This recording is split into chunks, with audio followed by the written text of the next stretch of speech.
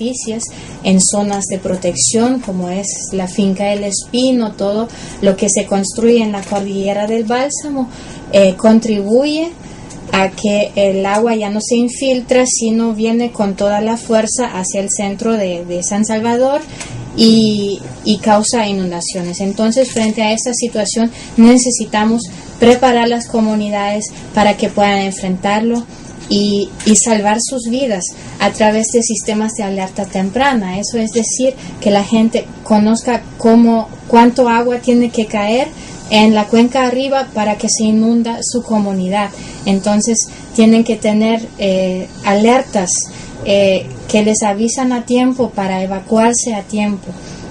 Tienen que tener sistemas de comunicación para que las entidades que tienen los datos de monitoreo les avisan sobre el estado de alerta. Y necesitan el equipamiento también para albergar su gente con dignidad. ¿Ustedes creen que no ha habido políticas adecuadas para que el país y las comunidades se preparen ante los desastres naturales o como se les quiera llamar, desastres que también son provocados por proyectos, por la misma gente? Se mira en los últimos años que se está dando más y más prioridad a la prevención de desastres. Bueno, por ahora más al sistema de protección civil, sobre todo en el sentido de la respuesta.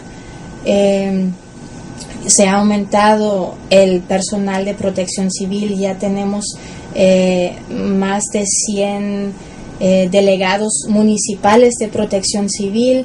Se está trabajando en fortalecer el sistema en ese sentido, pero todavía quedan muchísimos retos, sobre todo para la prevención, porque este tema casi no se ha tocado aún y falta mucha capacidad que instalar, sobre todo en la toma de decisiones también, que pueden afectar la generación de nuevos riesgos. Si hablamos de procesos de desarrollo urbanístico, se toman muchas decisiones que luego pueden poner en riesgo las comunidades. Si destruimos la base de un cerro, que puede venir encima de las comunidades y soterrar a las familias que viven abajo.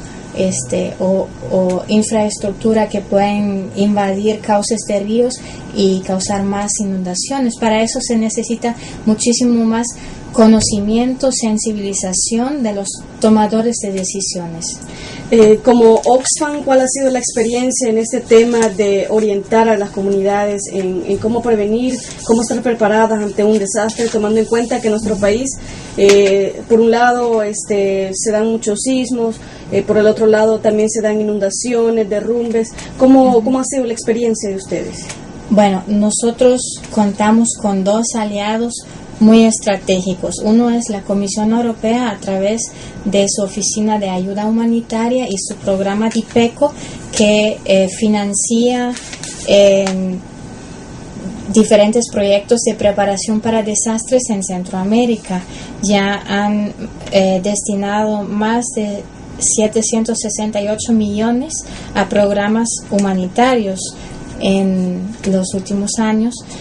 Y por otro lado, contamos con una contraparte local que es Procomes, que tiene muchísima experiencia de trabajar con comunidades y municipios, y en conjunto ya desde hace varios años estamos trabajando muy de cerca con comunidades y municipios en el área metropolitana para identificar los riesgos. Hemos realizado, por ejemplo, un estudio multiamenaza en la microrregión Mérida-Ayamontes, en conjunto con la UCA, donde se identifican las diferentes amenazas y se dan recomendaciones cómo la gente se puede preparar para reducir su vulnerabilidad ante ellos. ¿Y cómo ha sido la recepción de las comunidades? ¿Cómo han tomado este tipo de orientación? Porque es sumamente necesario que tengan conocimiento de ellas. Sí, es un tema que en cuanto se lanza este tema en el contexto comunitario, más bien de solventar los problemas, levanta mucho más interés porque estamos destapando una olla. Lo que la gente antes no conocía, de repente se dan cuenta, mi comunidad tiene muchísimos riesgos, necesito conocer más para prepararme ante ellos. Entonces, sí, hay un gran interés y ya tenemos experiencias, por ejemplo, en el Distrito 5 y mexicanos hemos trabajado en el 2007 y todavía funcionan las comisiones que se han capacitado en este entonces y siguen adelante con el tema. Entonces no es algo coyuntural que la gente porque por X proyecto vienen fondos y se meten en el tema, sino es algo que realmente eso atiende a una necesidad en el seno de las comunidades. ¿En cuántas comunidades me dice que están trabajando ustedes? Actualmente en 26, en el proyecto anterior en 25 y en el primero en 19. ¿Cómo ha ido superando la gente, digamos, de cómo prepararse ante un eventual desastre, ante un eventual sismo? ¿Cómo han visto ustedes que han tomado estas experiencias? Bueno, en este invierno afortunadamente no hemos tenido mayores activaciones todavía porque no ha habido mayores desastres. Durante el IDA, en el 2009 fue, para este día justamente habíamos planificado un simulacro en las comunidades del Distrito 6 para poner en práctica todo lo que habían aprendido en las capacitaciones sobre evacuaciones, primeros auxilios, etcétera. Y lastimosamente el simulacro se hizo realidad, pero aprobaron con 10 la comunidad, evacuaron a toda la gente con tiempo, nadie se murió, no hubo mayores pérdidas, bueno, a nivel de personas no hubo pérdidas, a nivel de animales, como evacuaron a tiempo, tenían suficiente tiempo para evacuar a sus animales y electrodomésticos. Entonces sí se perdieron varias casas porque fue una de las zonas más afectadas, pero sí se pudo reducir la pérdida para las personas. Si nos puede ampliar un poquito más sobre este proceso que ustedes hacen de capacitación a las comunidades, ¿por dónde empiezan primero? ¿Por qué ejercicios en la identificación de las zonas de riesgo? Primero se habla con la comunidad en la fase de elaboración del proyecto. Se hace una línea base, se pregunta qué conocimientos tienen sobre la reducción de desastres, qué intereses tienen. Por ejemplo, en este proyecto ahora hemos metido también el tema de la política centroamericana de gestión de riesgo que fue aprobado el año pasado. Entonces es un tema nuevo y sondeamos un poco con las comunidades si tienen interés en el tema, si conocen, y de esta forma forman parte de la gestión del proyecto. Y luego cuando ya está aprobado el proyecto, se presenta en una asamblea comunitaria todos los temas que abarca el trabajo con escuelas, el trabajo con las comisiones comunales, con las comisiones municipales, el equipamiento, los microproyectos, los sistemas de alerta temprana para que estén sabedores de qué se trata. Y luego se empieza con la organización, se forma la Comisión Comunal de Protección Civil y se forman las diferentes brigadas, las brigadas de evacuación, hasta brigadas de primeros auxilios psicológicos, primeros auxilios, de evaluación de daños y análisis de necesidades, todo lo que prescribe el Sistema Nacional de Protección Civil, y se empieza a capacitar y hacer el diagnóstico comunitario. La comunidad hace un recorrido, elabora su mapa de qué vulnerabilidades tienen, qué amenazas, con qué capacidades cuentan, si tienen una casa comunal que pueda servir de albergue, etcétera. Y culmina en trabajar el plan comunal de protección civil, y este plan se pone a prueba en un simulacro. ¿Cuánto tiempo dura todo este proceso? 15 meses nos da la Comisión Europea para hacer todo este trabajo. ¿Pero esto con cada comunidad o con varias comunidades a la vez? Con todos a la vez. Algunas capacitaciones se hacen comunidad por comunidad y en algunos se juntan las comunidades. ¿Ustedes piensan ampliar esta cobertura en más zonas del país? Nosotros como Oxfam estamos trabajando en el área metropolitana de San Salvador como Oxfam Solidaridad, y eso es un poco nuestra especialidad, porque el trabajo urbano es un poco diferente que el trabajo rural. La comunicación es diferente, la organización de la gente también por sus ocupaciones, por el manejo de tiempo, hay que adecuarse un poco. Entonces nosotros queremos capitalizar esta experiencia que tenemos a nivel urbano y seguiremos proyectándonos a nivel urbano, pero el programa DIPECO tiene otros socios en el país, como son la Cruz Roja, como son Ayuda Obrera Suiza, Oikos de Portugal y Plan. Plan trabaja en Chalatenango, AOS en Zacatecoluca, La Paz, Oikos con Funsal Prodece en Ahuachapán y Cruz Roja en Cojutepec. Entonces hay cobertura en diferentes partes del país, y en conjunto queremos llegar a un poco más de 100,000 personas beneficiarias en ese plan de acción. ¿Esto durante este año? Durante esos 15 meses que terminan para nosotros en fin de noviembre y para los otros socios en fin de diciembre.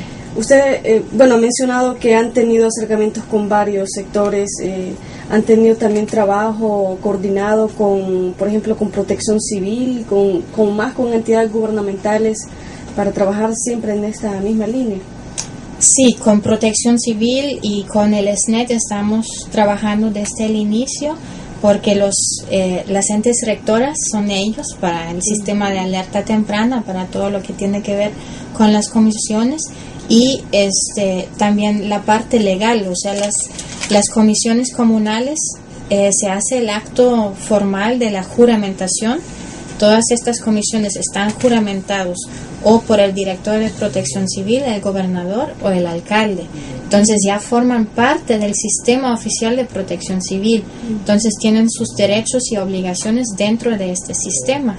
Pero eso también les facilita la coordinación cuando sobrepasa un desastre, las capacidades comunales. Ellos bien ya acuden a nivel municipal, departamental y nacional. Y con el SNET hemos apoyado a la conceptualización de un sistema de alerta temprana de deslizamientos. Ellos han tenido un sistema de alerta temprana de inundaciones, pero el de deslizamientos ha sido una experiencia novedosa que apoyamos a través de un estudio geológico en 3 zonas del país, y toda la parte conceptual, cómo se miden los umbrales, o sea, los factores disparadores de un posible derrumbe, ¿no? Cuánto tiene que llover para que las paredes se puedan desestabilizar y puedan causar derrumbes, ¿no? Y cómo se puede traducir esto en sistemas de alerta.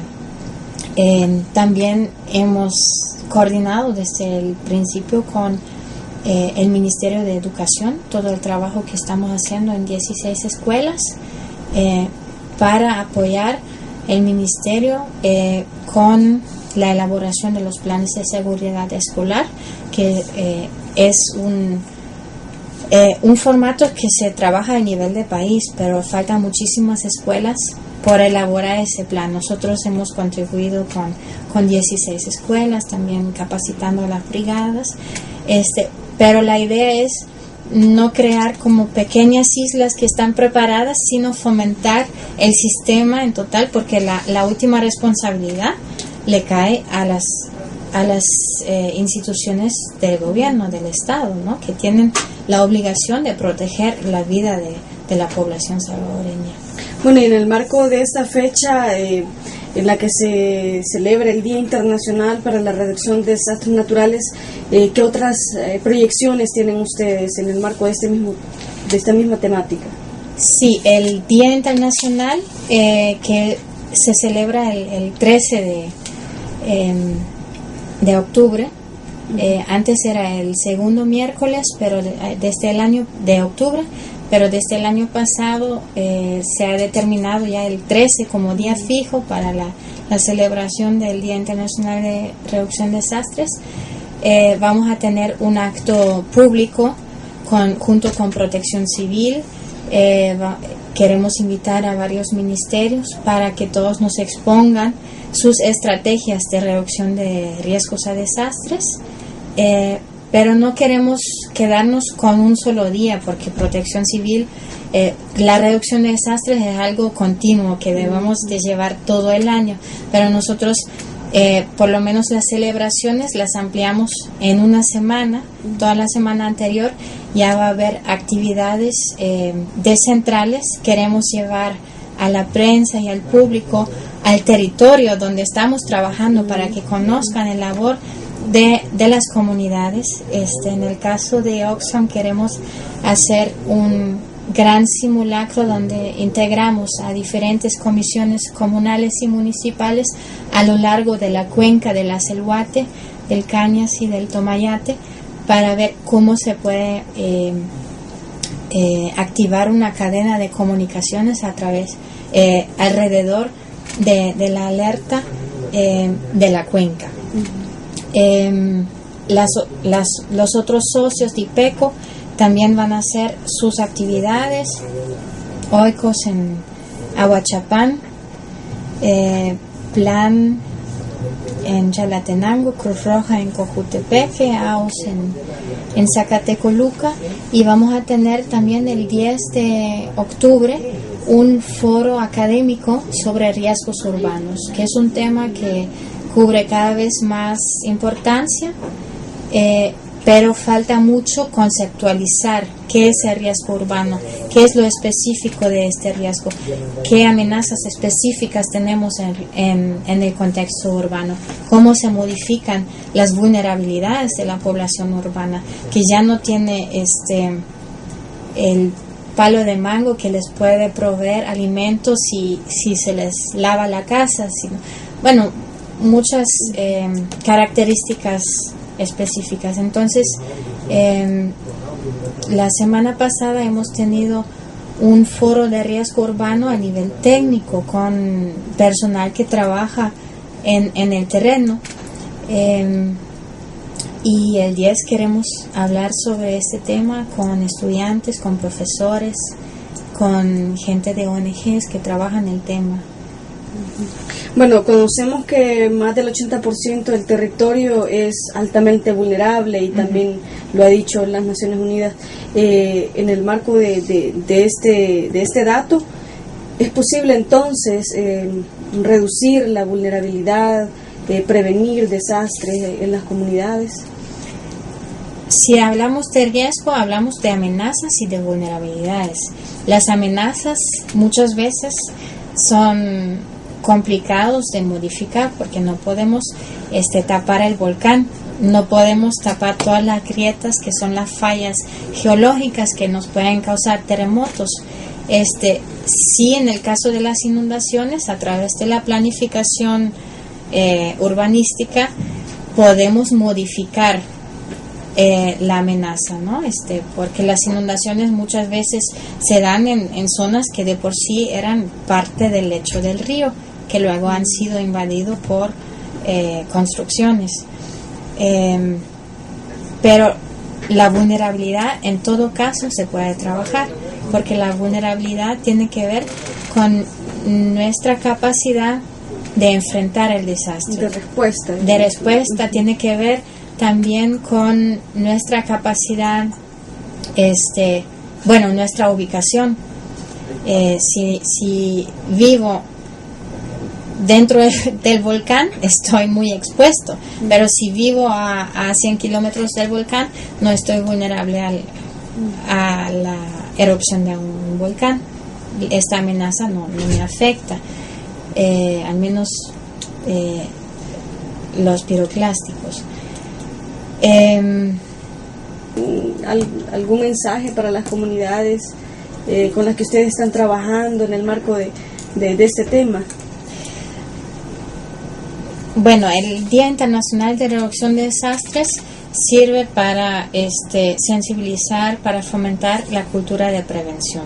Mencionar que según la política centroamericana de gestión integral de riesgos, que fue aprobado y afirmado por todos los presidentes de la región, la prevención ya es un derecho. Entonces nosotros tenemos que trabajar para que eso se haga realidad, a través de una cultura, a través de conocimiento de las amenazas, a través de organización, a través de incidencia, y a través de las tomas de decisiones que protegen la vida. Bueno, muchísimas gracias por